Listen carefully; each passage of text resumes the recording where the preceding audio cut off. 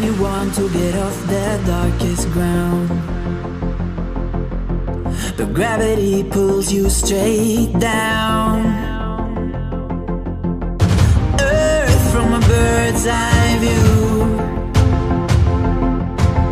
You should grow feathers and see the